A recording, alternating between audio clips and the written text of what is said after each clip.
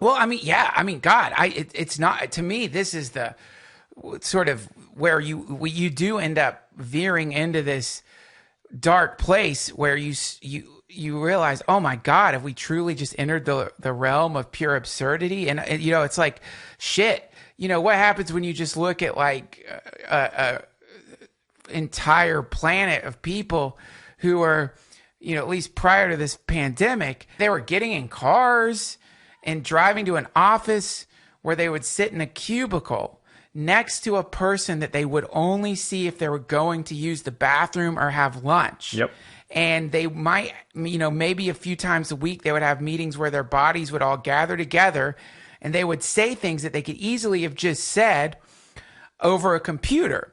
And on top of that, there was a superstition attached to it, a kind of religious sentimentality related to their meetings and meeting culture, as it's called, so that they would think to themselves, there's no way that this can be as effective if we don't get our physical bodies next to each other.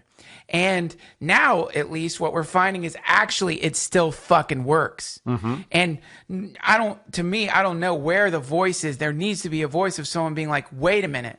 So you mean the last 15 years of my life where I've been driving 2 hours in and 2 hours out in thick fucking traffic to get my body next to other bodies, that was just a symbolic gesture to satiate some lunatic CEO's superstitious idea that human bodies need to be next to each other if we're going to be productive?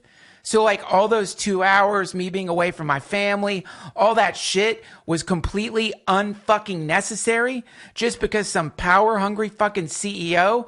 It's the same thing as believing in witchcraft. It's the same thing believing the witches are souring the milk. Only in this case, to this day, you have like, I think it was a Microsoft CEO lamenting the inability to have in-person meetings. And it's like that lament, that if, you wanted to hear the sound of COVID, that's what it sounds like.